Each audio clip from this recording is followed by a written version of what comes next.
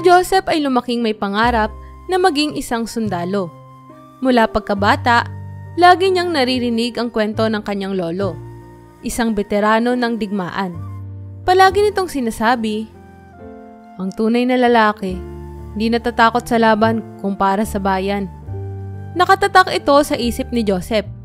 Kaya nang tumuntong siya sa tamang edad, pumasok siya sa akademya ng mga sundalo. Bit-bit ang pangarap na maging kasing tapang ng kanyang lolo. Ngayon, si Joseph ay isa ng ganap na sundalo. Ang mga tao sa kanilang bayan ay kilala siya hindi lang sa tapang, kundi pati na rin sa kanyang prinsipyo. Si Joseph, hindi yan nagbabaluktot ng katotohanan kahit kailan. Madalas sabihin ng mga matatanda sa baryo. Alam mong maaasahan mo siya, kahit anong hirap ng sitwasyon. Nakatayo si Joseph sa labas ng kanilang tahanan, hawak-hawak ang kanyang sombrero ng sundalo. Habang pinagmamasdan ng kanyang mga magulang na nasa bakuran, nasa kanila ang tingin ng bayan. Ang kanyang ama, si Mang Ben, ay palaging puno ng pagmamalaki tuwing nakikita si Joseph sa kanyang uniforme. Ang anak ko, isa ng bayani, sabi ni Mang Ben habang tinitignan ang asawa niyang si Aling Teresa. Ngumiti lang si Aling Teresa pero halata sa kanyang mga mata ang kaba at pagmamalasakit para sa kanilang anak. Huwag kang mag-alala, Teresa, sabi ni Mang Ben. Alam natin na si Joseph ay nasa tamang landas. Hindi lang siya matapang, matalino din siya. Sa likod ng ngiti ni Aling Teresa, naroon pa rin ang pangamba. Oo nga, pero ang bawat laban may panganib, sagot niya. Lumapit si Joseph sa kanyang mga magulang. Hawak pa rin ang kanyang sombrero. Nanay, tatay, sabi niya, huwag kayong mag-alala. Hindi ako aalis ng walang paalam. Lagi niyo lang tandaan na handa akong gawin ng tama para sa bayan natin. Alam namin yun, anak, sabi ng kanyang ama. Kaya nga, proud na proud kami sa'yo. Pero tandaan mo, ang pinakamahalaga sa lahat, hindi ang panalo o talo, kundi kung paano ka lumaban. Tumango si Joseph at ngumiti. Alam ko, tay, at sa bawat laban, dala ko kayo sa puso ko. Malamig ang hangin at madilim na ang langit nang dumating ang balita. Isang maliit na baryo sa kabundukan ang nasangkot sa sagupaan ng kanilang hukbo at ng mga rebeldeng grupo. Walang oras na dapat masayang. Ang baryong iyon ay tahanan ng mga inosenteng sibilyan, mga magsasaka, matatanda at mga bata. Nakatanggap si Joseph ng utos mula sa kanyang komandante na magsagawa ng isang operasyon upang tiyakin ang kaligtasan ng mga sibilyan bago sumiklab ang mas malaking labanan. Joseph, alam mong delikado to, sabi ng kanyang kasamang si Ramirez habang naghahanda sila. Ang mga kalaban ay nakapaligid sa baryo. Pwedeng hindi tayo makaabot ng buhay. Tumingin si Joseph sa malayo. Ang mukha niya ay puno ng determinasyon. Hindi ko hahayaang mapahamak ang mga inosente, Ramirez. Hindi natin sila pwedeng pabayaan sa gitna ng laban na to. Pagdating nila sa baryo, makikita ang bakas ng takot sa mga mukha ng mga tao. Ang ilan ay nagtago sa kanilang mga kubo, habang ang iba ay nagmamadaling tumakas sa mas ligtas na lugar. Ngunit sa gitna ng kaguluhan, isang matandang babae ang sumisigaw. Desperado. Ang apo ko! Naiwan sa loob ng bahay! Nagmamakaawa siya habang tinuturo ang maliit na kubo sa gilid ng baryo. Pakiusap! Tulungan niyo ako! Hindi nagatubili si Joseph. Alam niyang nasa bingit ng panganib ang buhay ng bata. Tumakbo siya papasok sa baryo. Walang pakialam sa mga bala na dumadapli sa paligid. Sinundan siya ni Ramirez kahit pa labis na ang kaba sa kanyang dibdib. Nandito ka na naman, Joseph. Tapang mo, sobra. Sobra-sobra. Bulong ni Ramirez habang tumatakbo sa tabi niya. Nang makarating sila sa kubo, naririnig na ni Joseph ang pag-iyak ng bata mula sa loob. Agad niyang sinipa ang pinto at nakita ang isang batang lalaki. Mga 5 taong gulang na nakayakap sa isang laruang kahoy. Takot na takot ito at nanginginig sa isang sulok. "Halika na, ligtas ka na," sabi ni Joseph habang lumalapit sa bata. Inabot niya ito at kinarga. Sa mga oras na iyon, narinig niya ang tunog ng mga papalapit na kalaban. May ilang rebelde na pumapasok sa baryo at mas lumalapit na ang mga putok ng baril. "Kailangan na nating umalis!" Sigaw ni Ramirez, tinututok ang kanyang baril sa labas upang harangin ang mga papalapit na sundalo ng kalaban. Hindi nag-aksaya ng oras si Joseph. Mabilis niyang binalot ang bata ng kanyang jacket at tinakpan ito habang tumatakbo palabas ng kubo. Tinawag niya ang ina ng bata na nagmamakaawang naghihintay sa may kalsada. "Narito na po ang anak mo!" Sigaw niya habang mabilis na tinatawid ang gitna ng putukan. Sa gitna ng panganib, walang iniisip si Joseph kundi ang kaligtasan ng bata at ng mga sibilyan. Sa bawat yapak, may mga bala na lumilipad sa paligid nila. Ngunit hindi ito naging dahilan para bumagal siya.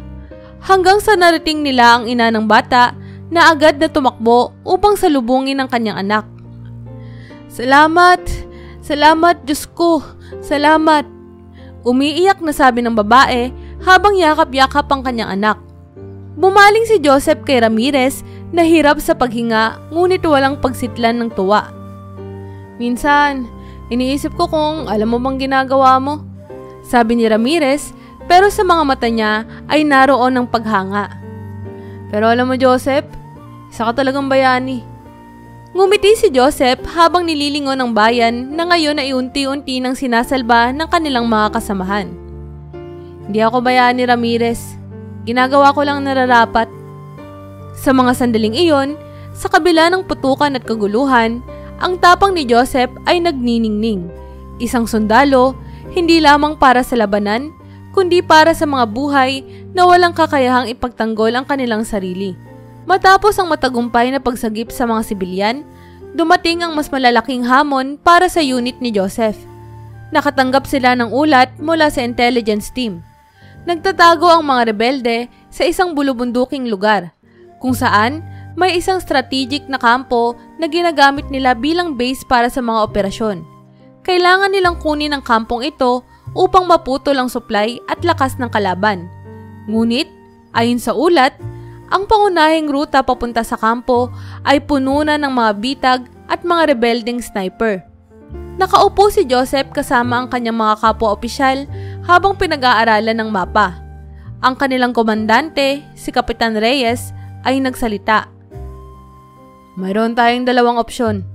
Una, magpapadala tayo ng maliit na pangkat para i-flank ang mga sniper sa gilid. Pero mataas ang tsansa na marami sa atin ang maipit.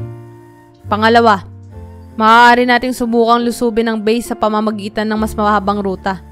Paikot sa bundok. Pero mas matatagalan yun at baka makakuha ng reinforcement ang kalaban." Tahimik ang buong unit. Alam nilang parehong delikado ang dalawang opsyon.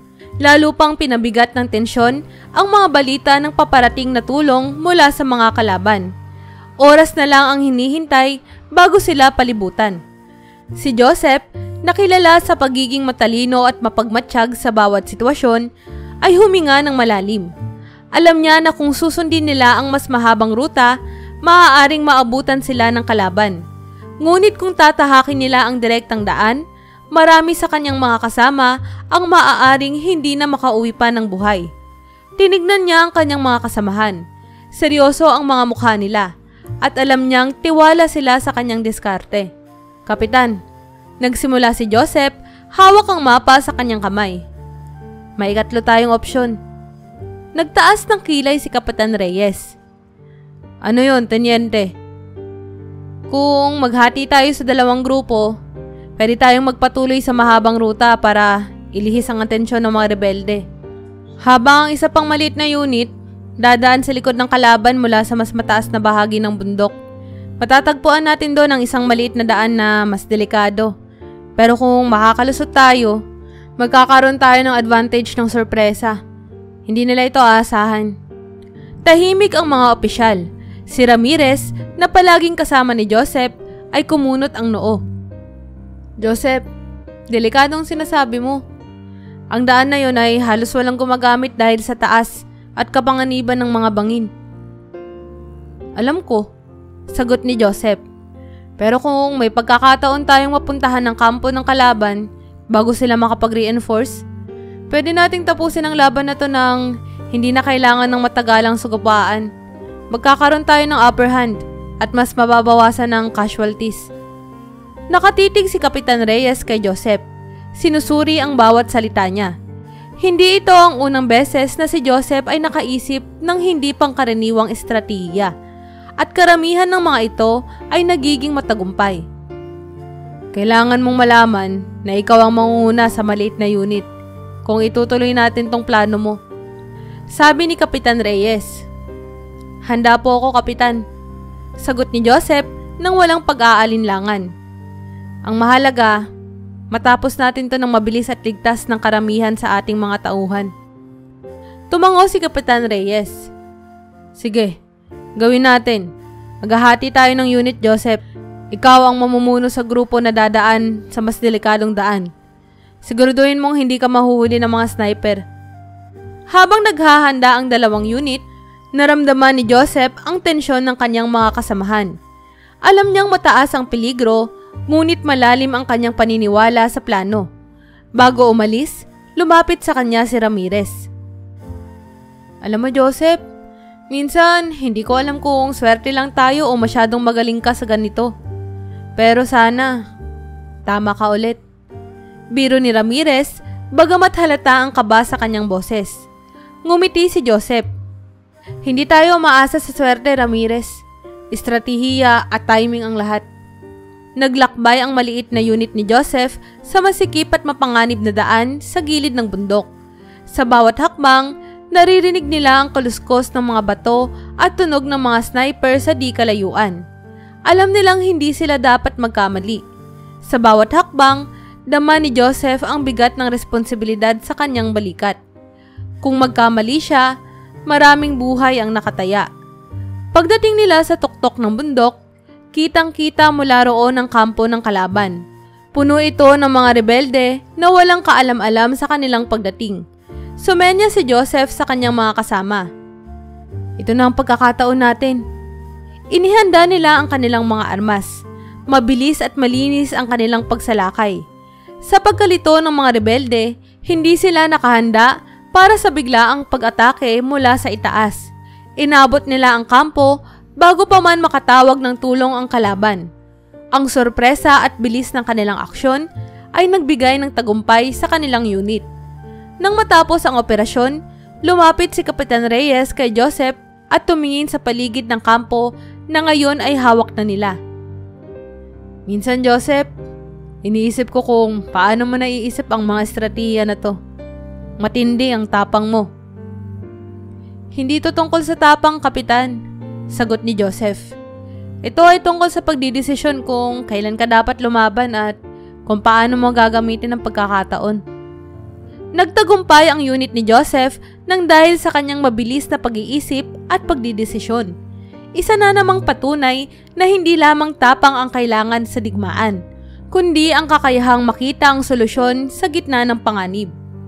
Matapos ang matagumpay na pagsalakay sa kampo ng mga rebelde, bumalik ang unit ni Joseph sa kanilang base upang magpahinga. Ngunit hindi nagtagal, isang emergency na tawag mula sa kanilang commanding officer ang nagpaalam sa kanilang susunod na misyon. Mayroon silang kasamahang sundalo na naambush sa isang kalapit na lugar at kinailangan ng agarang tulong. Ang unit ay kaagad na tinipon para sa rescue operation. Habang naghahanda, si Ramirez, ang matalik na kaibigan ni Joseph, ay lumapit sa kanya. Ito na naman tayo, Joseph. Masama ang kutob ko rito, sabi ni Ramirez habang isinasabit ang kanyang baril sa balikat. Alam ni Joseph na kahit nagpapatawa si Ramirez, malalim ang kaba nito. Lalo at alam nila ang mga kasama nilang na-ambush ay kilala nilang malapit sa kanila. Ramirez, hindi tayo pwedeng magkamali ngayon, sagot ni Joseph. Seryoso ang tono. Ang mga kasamahan natin ang kailangan natin ngayon. Gagawin natin ang lahat para mailigtas sila. Hindi nagtagal, nakarating ang unit sa lugar ng ambush. Sa kalayuan pa lang, maririnig na nila ang mga putukan. Nagkalat ang mga sasakyan na nasira ng mga rebeldeng nag-abang sa kanilang mga kasama. Kailangan nilang maging mabilis. Nakita nila ang ilang mga sundalo na nagtago sa mga sasakyan habang patuloy na pinuputukan ng mga rebelde. Ayusin natin ang posisyon, Ramirez. Ikaw ang magbigay ng cover fire. Kailangan nating ilapit ang sarili natin sa kanila nang hindi tayo napupuruhan. Utos ni Joseph. Tumango si Ramirez, naghanda sa kanyang posisyon. Mabilis ang kilos ni Joseph. Kaagad siyang nagmaneobra papunta sa gilid. Naghahanap ng pagkakataong makalapit sa kanilang mga kasamang napapaligiran. Ang mga bala ay dumadapli sa lupa sa paligid nila. Ngunit si Joseph ay kalmado at tumatakbo ng mabilis. Lumapit siya sa isa sa mga napuruhan, si Corporal Santos, na nasugatan sa binti at halos hindi na makatayo. Huwag ka na mag-alala, Santos. Ilalabas kita rito, sabi ni Joseph habang tinutulungan itong tumayo. Nakita niyang lumalapit ang ilan sa mga rebelde at walang oras para maghintay. Tumawag siya kay Ramirez. Ramirez, kailangan namin ng mas maraming cover fire. Papalapit na sila. Habang tumutulong si Ramirez sa pagsugpo ng mga rebelde, mabilis na hinila ni Joseph si Santos patungo sa mas ligtas na lugar. Ngunit bago pa man sila makalayo, narinig nila ang isang malakas sa pagsabog sa malapit. Napatingin si Joseph. Si Ramirez, na nagbibigay ng cover fire, ay tinamaan at natumba sa lupa. Ramirez! Sigaw ni Joseph, halatang halata ang takot sa kanyang boses. Iniwan muna niya si Santos sa likod ng isang sirang sasakyan at tumakbo pabalik kay Ramirez. Nakita niyang duguan ito at halos hindi na makagalaw. Walang pag-aatubili, hinila ni Joseph si Ramirez, palayo sa putukan. Kahit pa alam niyang ang bawat segundo na nagtatagal sila doon ay tumataas ang panganib. Joseph, iwan mo na ako. Mas mahalaga ang iba. Bulong ni Ramirez habang nanginginig sa sakit. Anong sinasabi mo? Hindi kita iiwan. Mariing sagot ni Joseph habang sinisikap na tapusin ang mga unang lunas para sa kaibigan. Tumulo ang pawis at dugo sa mukha ni Joseph. Ngunit hindi siya sumuko. Tandaan mo, Ramirez, magkasama tayo sa laban na to. Hinding-hindi kita pababayaan. Napansin ni Joseph na mas dumadami ang mga rebelde. Kailangan nilang lumabas doon ng mabilis. Tumawag siya sa radyo para humingi ng backup at tulong mula sa kanilang unit. Konting oras na lang, Ramirez. Natating na ang mga kasamahan natin. Aniya, habang pinipilit pigilan ang pagdurugo ng sugat ni Ramirez. Hindi pa tapos ang laban, ngunit ang bawat segundo ay nagiging mas kritikal. Maya-maya, dumating ang backup at nagbigay ng sapat na firepower upang makuha ang kanilang posisyon. Ang unit ni Joseph, kasama ang kanilang mga kasamahan, ay nagsagawa ng huling pagsalakay upang itaboy ang mga natitirang rebelde. Sa wakas, natapos ang bakbakan. Sa kabila ng mga sugat at pagod, naligtas ang kanilang mga kasamahan, lalo na si Ramirez, na ngayon ay nailipat na sa mas ligtas na lugar. Si Joseph, sa kanyang huling lakas, ay tinulungan ang mga medic na alalayan si Ramirez papunta sa evacuation point. Habang nakahiga si Ramirez sa stretcher, ngumiti ito kay Joseph. Hindi ko alam kung paano mo nagagawa ang lahat ng to, Joseph. Sabi niya, masakit man ang boses, pero halatang nagpapatawa pa rin. Tingin ko, dapat kang gawing kapitan. Ngumiti si Joseph, ngunit sa likod ng ngiti niya, ramdam niya ang pagod at bigat ng mga desisyon na ginawa niya. Magpahinga ka na, Ramirez. Madami pang laban na hihintayin tayo. At siguradong magkasama pa rin tayong lalaban. Ang misyon ay isang patunay ng katapatan ni Joseph sa kanyang mga kasama. Hindi lamang siya isang sundalo na handang isakripisyo ang kanyang buhay para sa bayan, kundi isang kaibigan at leader na handang ipaglaban ang mga taong mahalaga sa kanya, kahit pa sa pinakamalalang sitwasyon. Matapos ang pagsagip kay Ramirez at sa iba pang mga kasama, ang buong unit ni Joseph ay bumalik sa kanilang base upang maghanda para sa susunod na misyon. Ngunit hindi nagtagal, dumating ang utos mula sa taas. Isang kritikal na operasyon ang kinakailangang isagawa. May nalaman silang isang malaking grupo ng mga rebelde ang nagkakampo sa isang lugar na kailangang i-neutralize bago pa sila maglunsad ng malawakang pag-atake sa mga sibilyan. Sa gitna ng paghahanda, ramdam ni Joseph ang bigat ng mga nakaraang laban. Bagamat hindi niya ito pinapakita, nararamdaman na ng katawan niya ang epekto ng walang tigil na operasyon. Ilang beses na rin siyang nasugatan at hindi pa lubusang gumagaling ang mga ito. Ngunit hindi siya pwedeng huminto ngayon, lalo na at nangako siya sa kanyang sarili at sa kanyang mga kasamahan na ipagpapatuloy ang laban para sa kanilang kaligtasan at kapayapaan. Habang tumatama ang sinag ng araw sa kanilang kampo, handa na silang magmarcha papunta sa kanilang destinasyon. Sa gitna ng tahimik na paglalakad, narinig ni Joseph si Ramirez, na ngayon ay mas nakaka-recover na mula sa kanyang sugat. "Joseph, sigurado ka bang kaya mo? Nakikita ko kung paano ka napapangiwi tuwing gumagalaw ka eh." Sabi ni Ramirez, ang kanyang mga mata ay puno ng pag-aalala. Pinilit ngumiti ni Joseph. "Kaya ko pa. Hindi naman to yung unang beses na nasugatan ako, Ramirez. Ang mahalaga, matapos natin ang misyon." Ngunit sa totoo lang, bawat hakbang ay parang patalim na tumutusok sa kanyang katawan. Ang sugat sa kanyang tagiliran na tinamo niya sa huling operasyon ay patuloy na sumasakit. Ngunit tinatabunan ito ni Joseph ng tapang at determinasyon. Hindi siya pwedeng bumigay, lalo pa at alam niyang ang bawat desisyon ay maaaring magdulot ng pagkapanalo o pagkatalo. Nang makarating ang unit sa lugar ng kampo ng mga rebelde, mabilis nilang sinumulan ang kanilang operasyon. Gamit ang kanilang night vision goggles, maingat nilang ginalugad ang lugar upang matukoy ang mga pwesto ng kalaban. Ngunit sa gitna ng kanilang paglapit, may narinig silang ingay. Isang bala ang tumama malapit sa kanila. Nagsimula ang putukan. "Ambush!" Sigaw ng isang sundalo, agad na nagtago ang unit sa likod ng mga malalaking bato at puno. Mabilis na tinutukan ni Joseph ang mga sniper na nakapwesto sa mataas na bahagi ng bundok. Ngunit habang iniuutos niya sa kanyang mga kasama ang kanilang galaw, isang bala ang dumaplis sa kanyang balikat. At siya ay bumagsak. "Joseph!" Sigaw ni Ramirez na mabilis na lumapit upang tulungan siya. Agad niyang tinignan ang sugat ni Joseph at nakita niyang malalim ito. "Ramirez, kailangan natin ituloy ito. Hindi ako pwedeng bumagsak ngayon." Anas ni Joseph habang pilit siyang bumabangon. Tinatago niya ang sakit sa kanyang mukha, ngunit halata ito sa kanyang paghinga. Tumango si Ramirez, ngunit halata ang pag-aalala sa kanyang mga mata. "Joseph, hindi ka na pwedeng lumaban sa ganyang kondisyon," sabi ni Ramirez. "Hayaan mo na lang kami. Ikaw ang prioridad ngayon." Ngunit si Joseph, sa kabila ng sakit at pagdurugo, ay tumanggi. "Hindi, Ramirez. Kasama ako sa laban na to. Hindi ako iiwan ng unit ko at hindi ko rin kayo iiwan."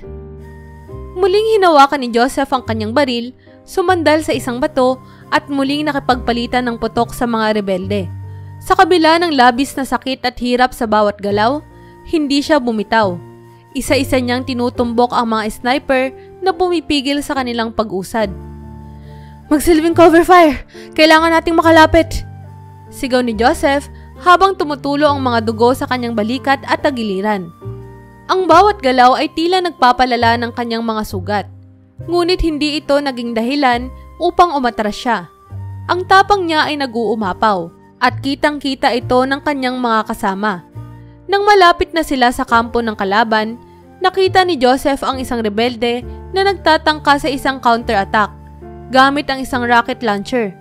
Walang pag-aalinlangan, inasinta niya ito kahit na ang kanyang mga kamay ay nanginginig sa hirap.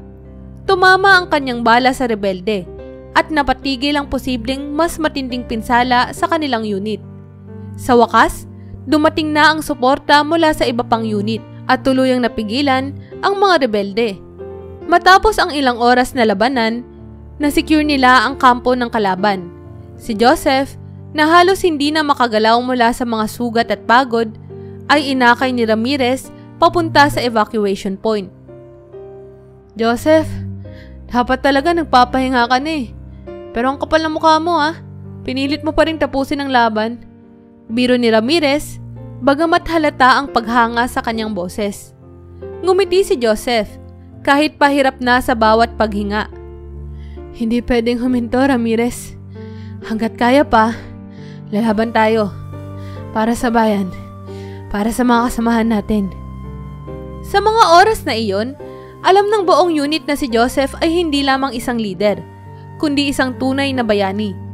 Kahit nasugatan, hindi siya nagdalawang isip na lumaban at iligtas ang kanyang mga kasama. Ang kanyang determinasyon at sakripisyo ang nagbigay sa kanila ng tagumpay. Pagkalipas ng ilang linggo mula sa kanilang matagumpay na misyon, si Joseph ay nagkaroon na ng oras upang magpagaling mula sa kanyang mga sugat. Bagamat hindi pa siya ganap na nakababalik sa kanilang dating lakas, ipinilit niyang makabalik sa serbisyo. Malaki ang respeto at tiwala ng kanyang mga kasama sa kanya, at ramdam niya ang responsibilidad na palaging maging naroon para sa kanila. Isang araw, tinawag siya ni Kapitan Reyes sa opisina nito. Joseph, may bago tayong misyon. Seryosong sabi ng kapitan. Tinignan ni Joseph ang mesa, kung saan may nakalatag na mapa ng isang maliit na baryo sa gilid ng kagubatan. Isang grupo ng mga rebelde. Yon ang nakatago sa baryong to. Paliwanag ni Kapitan Reyes na nakaturo sa isang tiyak na bahagi ng mapa. Kailangan nating sugpuin sila bago pa sila makapagplano ng panibagong pag-atake. Tumingin si Joseph sa mapa. Nakilala niya agad ang baryo. Isa itong tahimik na lugar na malapit sa kanilang lugar. At alam niyang marami ang mga sibilyan na naninirahan doon. Kapitan, siguradong may mga sibilyan pa sa lugar na yan. Hindi natin pwedeng sugpuin ang buong baryo nang hindi nalalaman kung sino ang mga inosente at sino ang kalaban. Sabi ni Joseph, ramdam ang kaba sa dibdib. Nagpatuloy si Kapitan Reyes. Naiintindihan ko ang sitwasyon, Joseph. Pero ang utos mula sa taas ay malinaw. Kailangan nating patigilin ang mga rebelde. Kahit na ang ibig sabihin nito ay kailangan gawing collateral damage ang mga ari-arian at posibleng masaktan ng ilang sibilyan. Nabigla si Joseph. Hindi siya makapaniwala sa narinig. Kapitan, hindi to tama, madiing sabi ni Joseph. Kung susugod tayo ng hindi man lang sinusubukang ihiwalay ang mga rebelde sa mga sibilyan, maaaring masyadong maraming inosenteng buhay ang maaaring mawala. Hindi natin pwedeng sundin lang ang utos ng hindi iniisip ang mga taong nadadamay. Huminga ng malalim si Kapitan Reyes at tumingin sa labas ng bintana. Joseph, nauunawaan ko ang alalahanin mo. Pero hindi sa atin ang desisyon. Sundalo tayo. At bilang sundalo, kailangan nating sundin ang mga utos mula sa taas. Tumayo si Joseph, naninigas ang mga panga. Sundalo ako, oo, Kapitan. Pero hindi ako bulag na susunod lang sa bawat utos kahit na alam kong mali ito. Pinoprotektahan natin ang mga tao. Hindi sinisira ang kanilang mga buhay dahil lamang sa takot sa kalaban. Tahimik ang kwarto. Ramdam ni Joseph ang tensyon sa hangin. Alam niyang ang pagkwestiyon sa isang utos ay maaaring maglagay sa kanya sa alanganin. Ngunit mas matimbang sa kanya ang prinsipyo kesa ang takot sa parusa. Nagpatuloy si Joseph. May ibang paraan, Kapitan. Pwede tayong magsagawa ng isang covert operation upang patukoy kung sino talaga ang mga rebelde sa baryo. Pwede nating ipakalat ang impormasyon na bigyan ng pagkakataon ng mga sibilyan na umalis bago natin simulan ang operasyon. Kung sasalakay tayo agad, hindi natin ginagampanan ng tunay nating tungkulin, ang protektahan ng buhay, lalo na ng mga inosente. Saglit na tumahimik si Kapitan Reyes. Hindi madali ang sitwasyon at ramdam niyang totoo ang mga sinasabi ni Joseph. Ngunit alam din niyang may pressure mula sa itaas na madalian ang kanilang aksyon. Joseph, ang sinasabi mo ay nangangailangan ng oras. At oras ang wala tayo. Ang mga rebelde ay maaaring umatake anumang oras. Kung hindi tayo kikilos agad, baka mas maraming buhay pa ang mawala. Pero hindi natitinag si Joseph. Kapitan, mas malaki ang mawawala kung susugot tayo ng walang plano. Alam ko na hindi ito ang madaling landas pero kung kailangan ko makiusap sa nakakataas, gagawin ko. Ang mahalaga, siguraduhin natin na ang bawat aksyon natin ay makatarungan. Pinagmasdan ni Kapitan Reyes si Joseph. Hinahaplos ang kanyang baba habang nag-iisip. Nakita niya ang determinasyon sa mata ng batang opisyal at alam niyang hindi basta-basta ito susuko. Sa loob ng ilang taon na pagkakakilala niya kay Joseph, hindi pa ito nagpakita ng anumang pagkukulang pagdating sa prinsipyo at malasakit sa kapwa.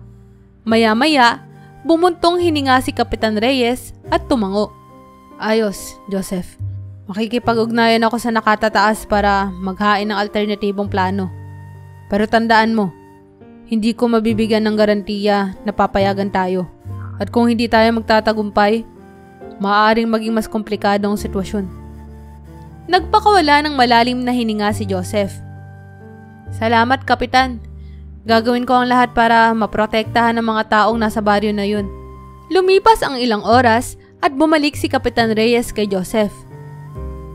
Pinayagan tayo ng nakakataas. Bibigyan tayo ng ilang araw para magsagawa ng covert operation. Pero kailangan nating maging mabilis at tumpak.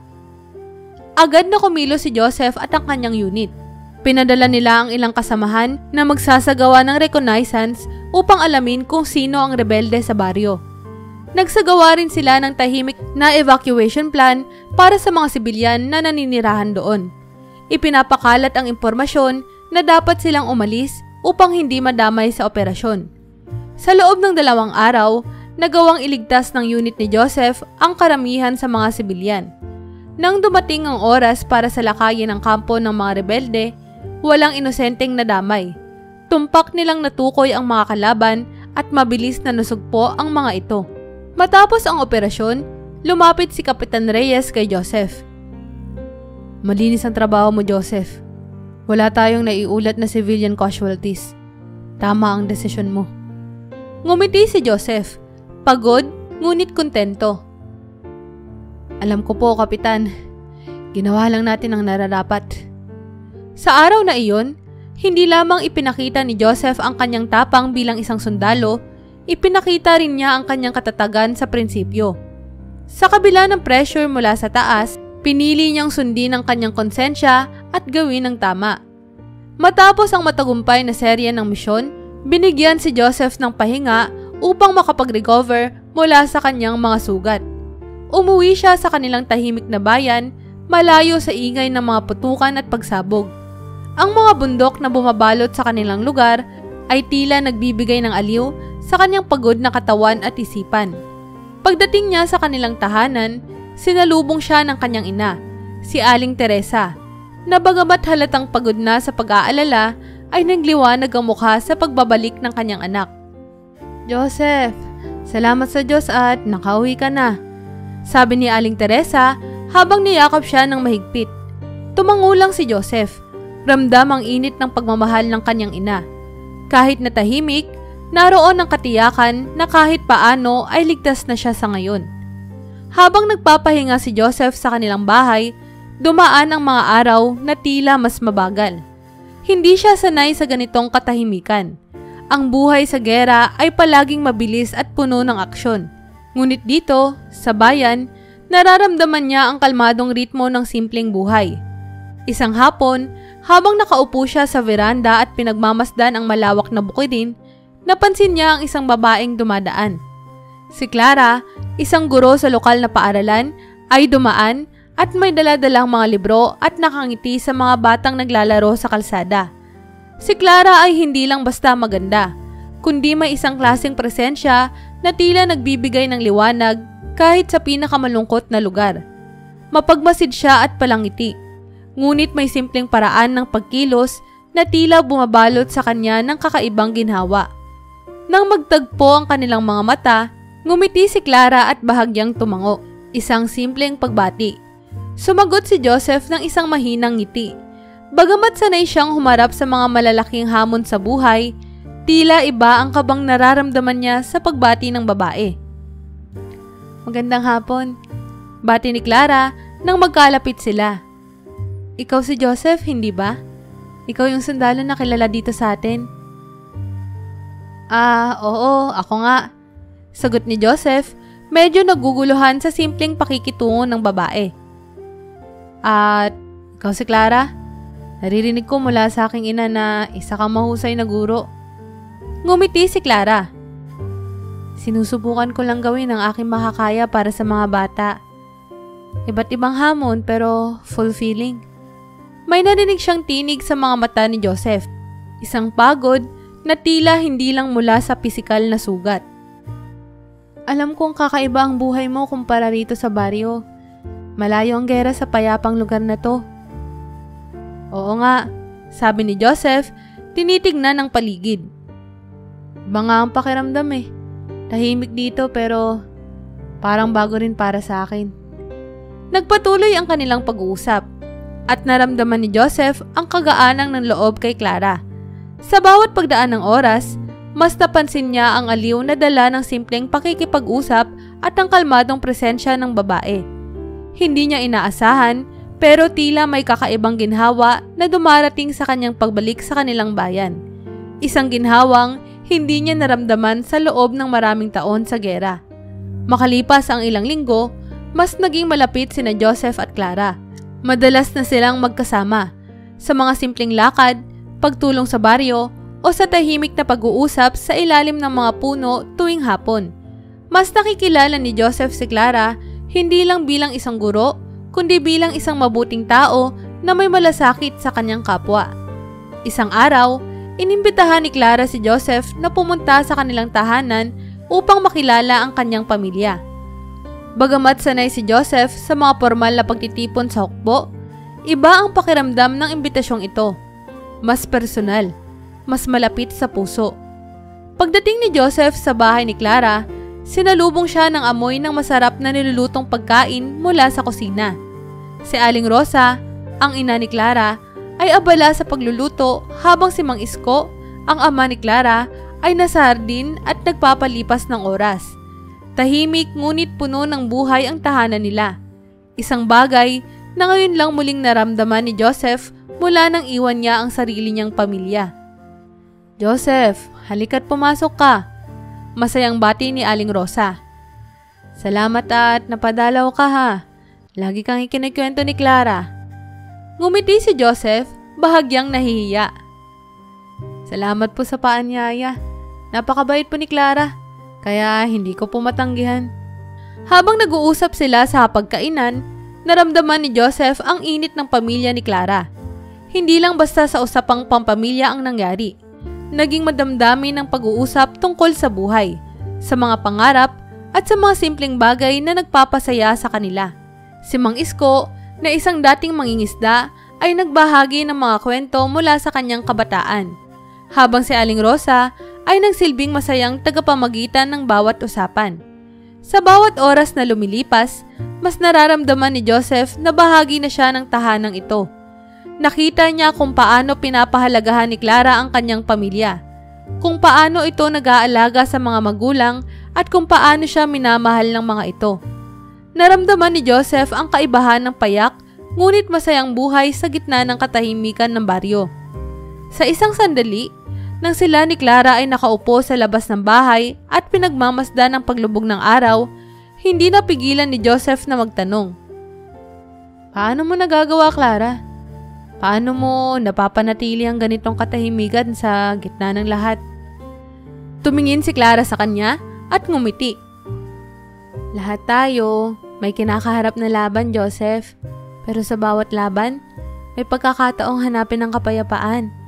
Siguro, ang buhay ko rito sa baryo ay hindi kasing komplikado ng buhay mo bilang sundalo, pero kahit papano, dito ko natutunan ang halaga ng pamilya, ng simple at tahimik na pamumuhay. Siguro, lahat tayo ay nangangailangan ng ganitong uri ng kapayapaan sa buhay natin. Sa mga sandaling iyon, mas lalong napalapit si Joseph kay Clara. Sa kabila ng kanyang pagkakakilanlan bilang isang sundalo at ang kanyang buhay na puno ng panganib, tila natagpuan niya sa piling ni Clara at ng kanyang pamilya ang isang bagong uri ng layunin.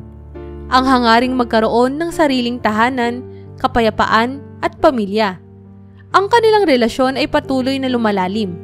At ang mga oras na kasama niya si Clara at ang kanyang pamilya ay nagbigay kay Joseph ng bagong pananaw sa kung ano ang mahalaga sa buhay. Nagsimula na siyang mag-isip ng isang hinaharap na mas malayo sa gera. Isang hinaharap na kasama si Clara at marahil isang pamilya ng sarili niyang tatawaging tahanan. Makaraan ang ilang taon na masayang pagsasama ni Joseph at Clara, tuluyan nang nagretiro si Joseph mula sa hukbo. Naging tahimik ang kanilang buhay sa baryo kung saan si Clara ay patuloy na nagtuturo sa mga bata.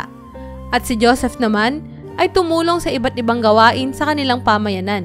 Ang dating sundalo na dati ay sanay sa ingay ng digmaan at tungkulin, ngayon ay natutong yakapin ang katahimikan at kasimplihan ng pang-araw-araw na buhay.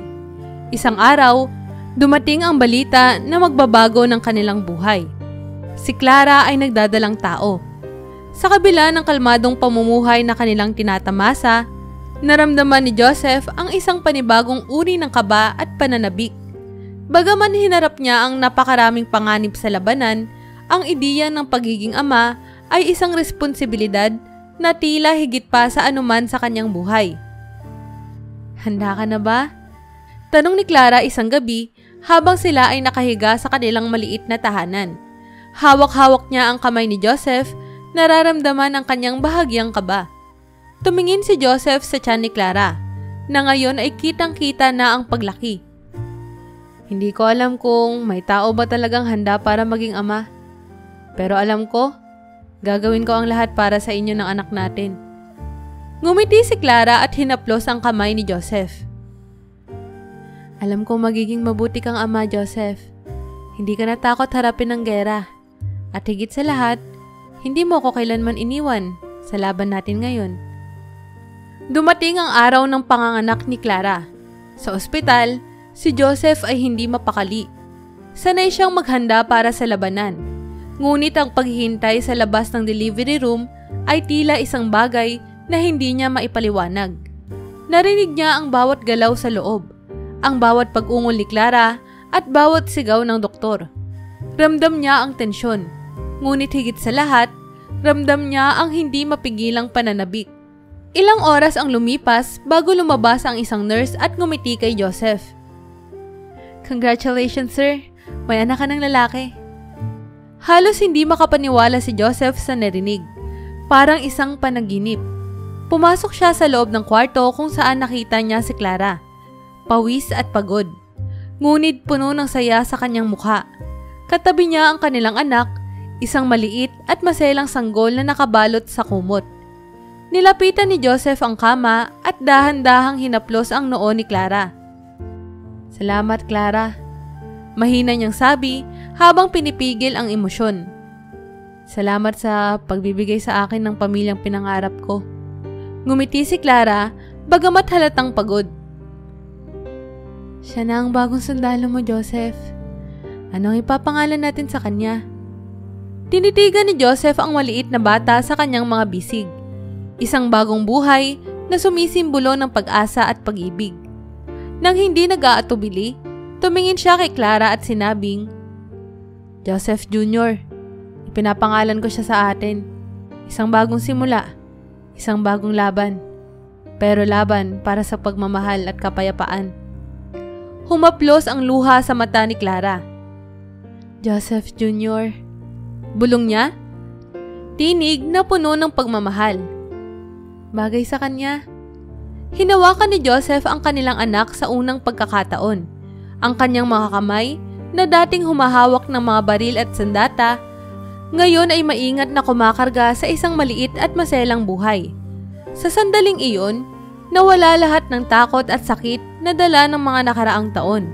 Para kay Joseph, ito ang bagong laban, ang pagiging ama, protektor at tagapag-aruga ng kanyang pamilya. Sa paglipas ng mga araw, naging sentro ng buhay ni Joseph si Joseph Jr. Isang gabi, habang hinahawakan niya ang kanyang kamay at pinagmamasdan itong natutulog, naramdaman niya ang hindi maipaliwanag na kaligayahan. Ang dating sundalo, na buong buhay ay inaalay para sa bayan, ngayon ay inaalay ang kanyang lakas at pagmamahal para sa kanyang anak. Lumapit si Clara, tahimik na nakangiti habang nakaupo sa tabi ni Joseph. "Alam kong nakita ko na ang lahat ng tapang at kagitingan mo. Pero ngayon, Ibang klaseng bayani ka na. Hindi na lang para sa bayan kundi para sa pamilya natin. Hinaplos ni Joseph ang ulo ng kanilang anak. Lahat ng laban, lahat ng hirap, tila ito ang dahilan kung bakit ko kinayang lahat ng yun. Para makarating sa puntong to. Kasama kayo. Sa mga sumunod na taon, makikita si Joseph bilang isang ama na masipag, maalaga, at palaging handa para sa kanyang pamilya. Ang kanyang kwento bilang sundalo ay nagtapos, ngunit nagsimula ang mas mahalaga at mas tahimik na laban. Ang pagbibigay ng pag-ibig at proteksyon sa kanyang pamilya, lalo na kay Joseph Jr., ang batang susunod sa kanyang yapak, ngunit sa mas tahimik at mas mapayapang landas. Makalipas ang 7 taon mula nang iwan ni Joseph ang buhay ng isang sundalo at magretiro upang tahimik na mamuhay kasama ang kanyang pamilya, tila nahanap niya ang kapayapaang matagal na niyang hinahanap. Sa maliit na baryo, namuhay siya ng simple kasama si Clara at ang kanilang anak na si Joseph Jr., na ngayon ay 7 taong gulang na. Ang dating sundalo na sanay sa digmaan ay nadutong yakapin ng tahimik na buhay bilang isang ama at asawa. Si Joseph Jr. ay lumaki na puno ng tapang. Madalas na sumasama sa kanyang ama sa mga gawaing bahay o sa bukid, at palaging nagtatanong tungkol sa mga kwento ng kabayanihan ni Joseph noong sundalo pa siya. Bagamat gustong kalimutan ni Joseph ang mga madugong bahagi ng kanyang nakaraan, hindi niya maitatanggi na ang kanyang anak ay puno ng paghanga sa mga kwentong ito. Isang umaga, habang abala si Joseph sa pagtulong sa baryo, nakatanggap siya ng isang hindi inaasahang bisita. Si Sergeant Aguilar, isa sa mga dating kasamahan ni Joseph sa hukbo, ay dumating, bit-bit ang isang pakiramdam ng tensyon na agad niyang napansin. Aguilar, anong ginagawa mo rito? Matagal ka na naming hindi nakita. Bati ni Joseph, ngunit ramdam ang kakaibang bigat sa kilos ng dating kasama. Tumingin si Aguilar sa paligid, sinisiguradong walang ibang nakakarinig. Joseph, kailangan kitang kausapin. Mahalaga to. Pinalapit niya si Joseph at may malalim na hiningang binitawan. May balita ako na maaaring delikado para sa'yo. Seryosong sabi ni Aguilar. Tanda mo pa ba ang mga rebelde na nakalaban natin sa isang misyon noong huling taon ng serbisyo mo? May mga galit pa rin sa'yo, Joseph. Nalaman ko mula sa mga dating kontak na may mga dating kaaway na naghahanap sa'yo. Gusto ka nilang gantihan sa mga ginawa mo noon. Napakunot ang noo ni Joseph. Halatang naguluhan. Matagal na mula nang siya ay huling lumaban. Bakit ngayon pa nila ako habulin, Aguilar? 7 taon na ang nakalipas ah. Akala ko ay tapos na ang lahat ng yun. Umiling si Aguilar. Halatang may malalim na pag-aalala. Alam mo naman ang mga taong yun. Di sila basta nagpapatawad. Wala nang makauwi ka at magretiro, tahimik lang sila. Pero ngayon, mukhang gusto nilang bumalik sa laro at ikaw ang target. Tahimik na tumingin si Joseph sa malayo. Hindi niya naisip na babalik pa ang mga alitan ng nakaraan. Lalo na at matagal na niyang tinalikuran ang buhay ng gera. Hindi na siya ang sundalo noon. Siya ngayon ay isang ama at asawa, at ang kanyang pamilya ang pinaka-importante sa kanya. Pero alam niyang hindi siya pwedeng maging kampante. Kailangan mo bang magtago? Kailangan nating gumawa ng plano para protektahan ka at ng pamilya mo. Dagdag ni Aguilar. Napakuyom ang kamao ni Joseph. Ramdam ang halo-halong emosyon. Hindi siya takot sa kanila para sa kanyang sarili, ngunit ang pangamba para sa kaligtasan ni Clara at Joseph Jr. ang nagpapabigat sa kanyang dibdib. Tinitingnan niya ang paligid ng kanilang tahanan, ang tahimik na baryo, at iniisip kung paano nila matatamaan ang isang buhay na sa tingin niya ay ligtas na. Hindi ako magtatago, madiing sabi ni Joseph. Matagal ko nang sinumpaan na ilalayo ko ang pamilya ko sa gulo. Hindi ko hahayaang saktan nila sina Clara at Joseph Jr. Tumingin si Aguilar sa kanya. Tila humahanga sa determinasyon ng dating sundalo. Alam kong kaya mong ipagtanggol ang pamilya mo, Joseph. Pero tandaan mo, hindi to katulad ng mga nakaraang laban. May mga taong galit at hindi nila basta-basta titigilan to. Sa oras na iyon, dumating si Clara at Joseph Jr. na masayang tumatakbo papunta kay Joseph matapos manggaling sa eskwelahan. Napangiti si Joseph, ngunit sa likod ng ngiti ay naroon ang bumibigat na alalahanin. Tinitingnan niya ang kanyang anak, walang muwang sa mga panganib ng mundo, puno ng buhay at saya. Isang musmos na magmamahal sa kanya bilang ama, hindi bilang sundalo. Maraming salamat sa babala, Aguilar. Gagawa ko ng paraan para maging handa. Sabi ni Joseph, pinalabas ang dating kasamahan at itinago ang bigat ng sitwasyon sa harap ng kanyang pamilya. Ngumiti siya kay Clara at Joseph Jr. na tila walang ibang iniisip kundi ang kasiyahan ng kanilang araw. Pero sa loob niya, alam ni Joseph na ang tahimik nilang buhay ay maaaring magulo ng anino ng kanyang nakaraan.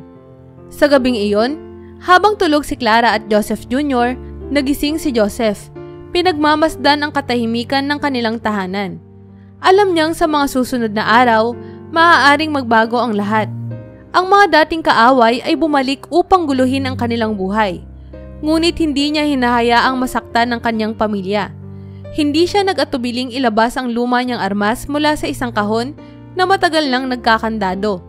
Sa loob ng maraming taon, itinatago niya ito, umaasang hindi na muling kakailanganin pa. Pero ngayon, alam niyang hindi pa tapos ang kanyang laban.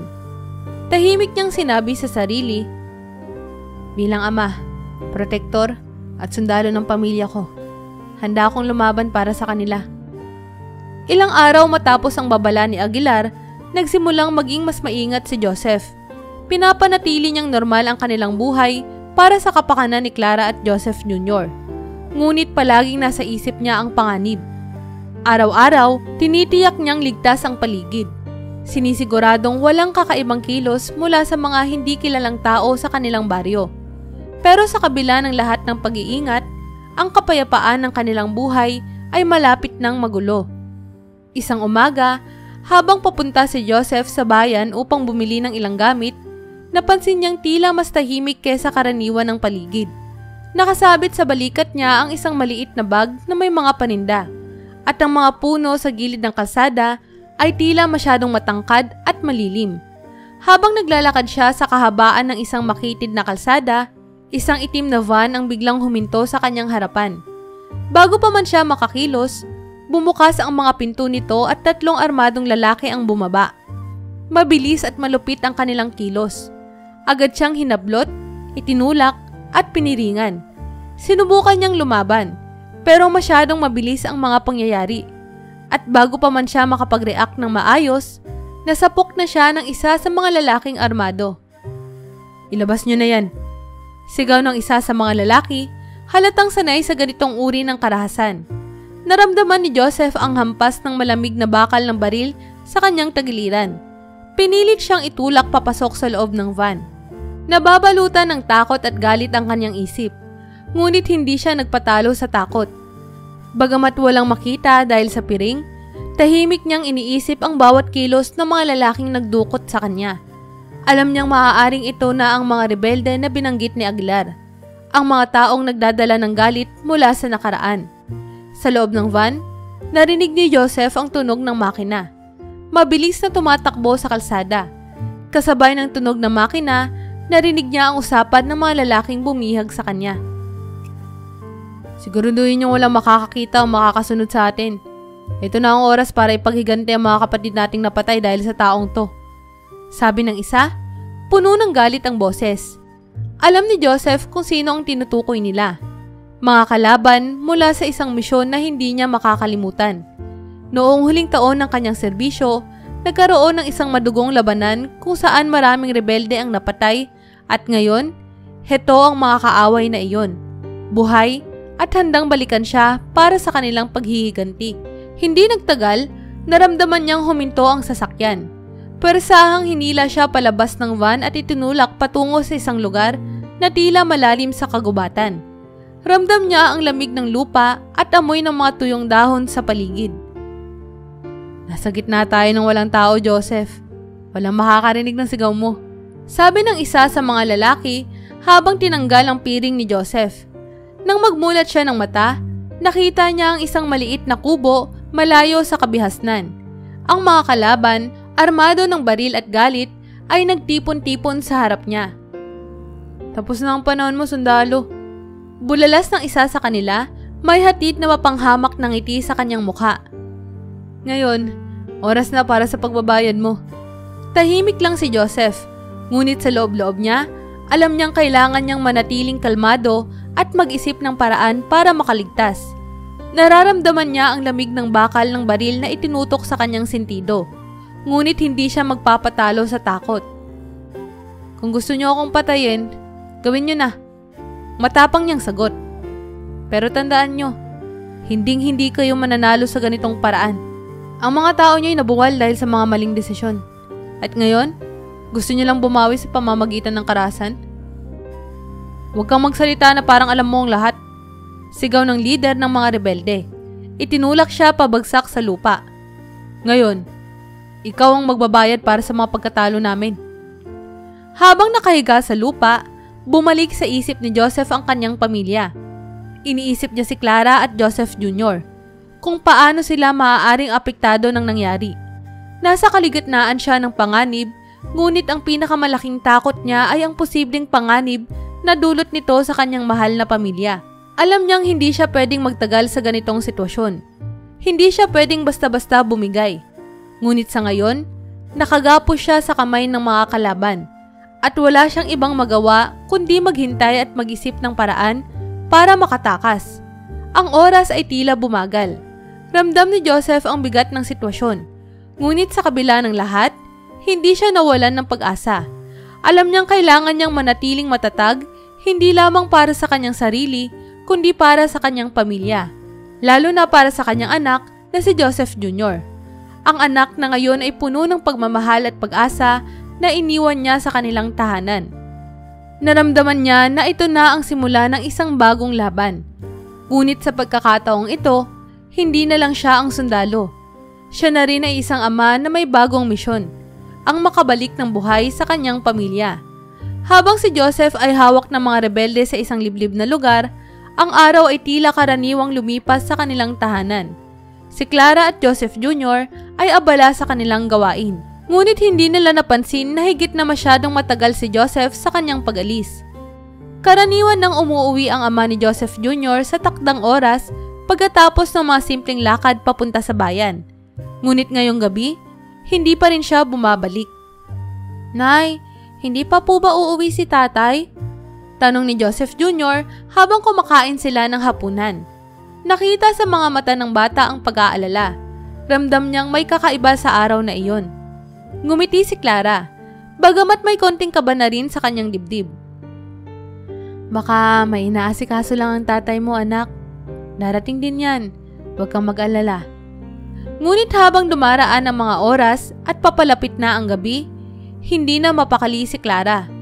Alam niyang hindi basta-basta nawawala si Joseph at bihirang-bihira siyang hindi nagpapaalam kapag malaki ang magiging abala nito. Nararamdaman niya na may kakaibang nangyari. Isang malalim na hinala ang bumabalot sa kanyang isipan. Baka may kinalaman ito sa babalang natanggap ni Joseph ilang araw lamang ang nakalipas. Habang nag-aalalang naglalakad si Clara sa kanilang bakuran, biglang may lumapit na kapitbahay, si Mang Tonyo, na mukhang aligaga at may daladalang masamang balita. Clara, bulong ni Mang Tonyo. May nakita akong kakaiba kanina. May mga lalaki mukhang mga rebelde na sumakay sa isang van at hinila si Joseph. Wala akong magawa eh. Mabilis sa mga pangyayari. Natigilan si Clara. Halos mabitawan ang dala niyang tasa ng kape. Ano po? Saan nila dinala si Joseph? Hindi ko alam eh. Basta binigay ko na ang impormasyon sa mga sundalo. Maghahanap sila ng paraan para matulungan siya. Sagot ni Mang Tonyo. Pero mukhang delikado ang mga yun eh. Hindi natin alam kung saan nila dinala si Joseph. Pagkarinig nito, hindi na napigilan ni Joseph Jr. na makialam. Nay, kailangan nating iligtas si tatay. Sabi niya, puno ng determinasyon ng kanyang mga mata. Bagamat bata pa, alam niyang hindi sila pwedeng maghintay na lamang. Anak, sabi ni Clara, pilit na itinatago ang kanyang takot. Huwag kang mag-alala. Nasa mabuting kamay na ang mga sundalo. Gagawa sila ng paraan. Pero iba ang nararamdaman ni Joseph Jr. Nararamdaman niyang kailangan niyang gumawa ng aksyon. Kilala niya ang kanyang ama bilang isang bayani. Ngunit ngayon, tila siya ang kailangang maging bayani ng kanilang pamilya. Kinabukasan, maaga pa lang, sinundan ni Joseph Jr. si Mang Tonyo papunta sa kampo ng mga sundalo, kung saan nakikipag-ugnayan na si Sergeant Aguilar at ang iba pang mga kasamahan ni Joseph. Pagdating doon, agad siyang lumapit kay Sergeant Aguilar.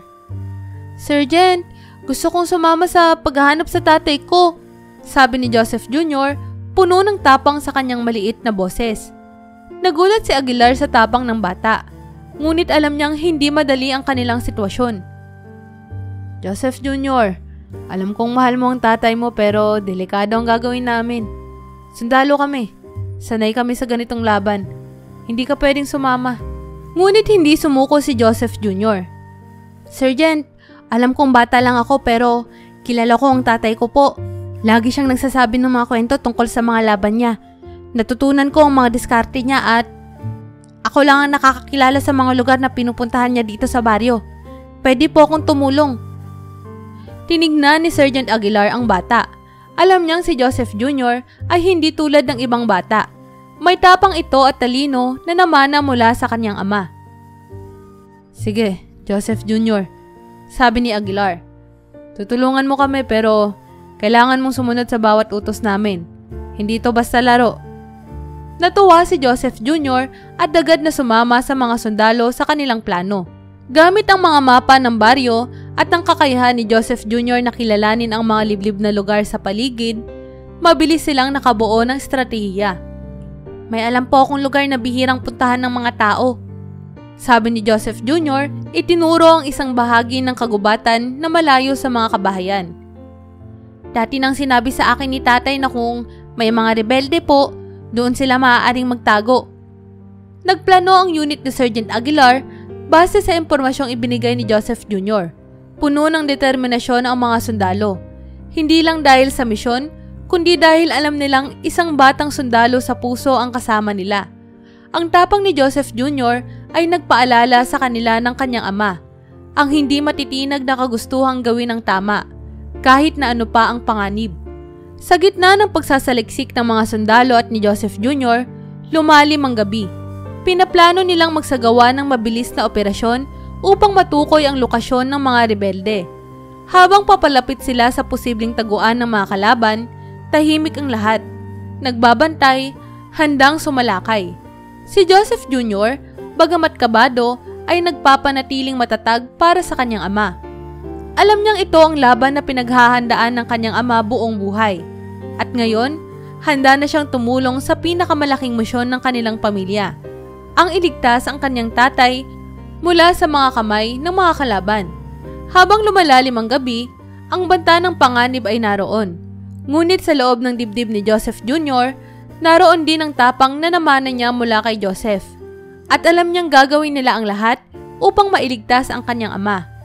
Habang nakagapo si Joseph sa loob ng maliit na masikip na kubo, patuloy niyang iniisip ang kanyang pamilya, si Clara at si Joseph Jr. Hindi siya takot para sa sarili. Ngunit ang ideya na hindi na niya makikita ang kanyang anak at asawa ang nagpapaintindi ng kanyang pagnanais na makatakas. Ang mga rebelde ay naghahanda para sa kung anuman ang kanilang balak sa kanya. At ramdam ni Joseph na oras na lang ang binibilang bago siya tuluyang mapahamak. Sa labas, naririnig niya ang mga rebelde na nagtatalo. "Dapat ginawa na natin to noon pa," sigaw ng isang leader. "Hindi dapat natin pinakawalan ng ganitong pagkakataon. Sa wakas, makakaganti rin tayo sa kanya." Ngunit sa kabila ng takot, nanatiling kalmado si Joseph. Hindi siya kailanman nagpatalo sa takot noong sundalo pa siya. At ngayon, kailangan niyang manatiling matatag. Alam niyang may paraan para makatakas at kailangan niyang maging handa kapag dumating ang pagkakataon. Samantala, habang papalapit ang unit ng mga sundalo, kasama si Joseph Jr., tumindi ang tensyon. Si Sergeant Aguilar ay maingat na nagbibigay ng mga hudyat. Habang tahimik na sumusunod si Joseph Jr., pinapakita ang daan patungo sa kuta ng mga rebelde. "Narito na po tayo," bulong ni Joseph Jr. habang tinuturo ang kubo sa malayo. Diyan po nila dinala si tatay. Sigurado po ako. Nagpalit ng tingin ang mga sundalo. Mabilis nilang inayos ang kanilang mga posisyon. Handa na sa isang biglaang pagsalakay. Si Joseph Jr., bagamat kinakabahan, ay hindi umatras. Alam niyang malaki ang tiwala sa kanya ng mga sundalo. At higit sa lahat, tiwala siya sa sarili na makakatulong siya para mailigtas ang kanyang ama. Sa loob ng kubo, naramdaman ni Joseph ang kakaibang ingay sa labas. Parang may mga kumakaluskos, pero hindi ito kagaya ng mga galaw ng mga rebelde. Hindi nagtagal, may narinig siyang pamilyar na tunog. Isang tahimik ngunit tiyak na hakbang ng mga sundalo. Pinalibutan ng kampo ng mga rebelde. Dito, nagkaroon si Joseph ng kakaibang tapang. Sinubukan niyang gumalaw kahit nakagapos ang kanyang mga kamay. Hinahanap ang anumang maaari niyang magamit para makalaya. Sa kabila ng sugat at pagod, napansin niyang may isang matulis na bakal sa sahig. Isang kalawanging pako na tila nabunot mula sa isang luma at sirasirang bahagi ng kubo. Ginamit niya ang kanyang huling lakas upang kalasin ang tali gamit ang matulis na bakal. Matagal, ngunit sa wakas ay nakaluwag ang pagkakatali ng kanyang kamay. Nakalabas siya sa kanyang gapos. Bagamat mahina, handa na siyang lumaban. Sa labas, nagsimula na ang aksyon. Agad na nagsagawa ng mabilis na pagsalakay ang mga sundalo. Ang mga rebelde na hindi inaasahan ng biglaang atake ay nagkagulo. Nagpalitan ng putok sa dilim, ngunit maingat ang mga sundalo at nagawa nilang puwersahin ang mga rebelde na umatras. Habang nagkakagulo sa labas, pumasok si Joseph Jr. kasama ang ilang sundalo sa kubo kung saan alam nilang naroon si Joseph.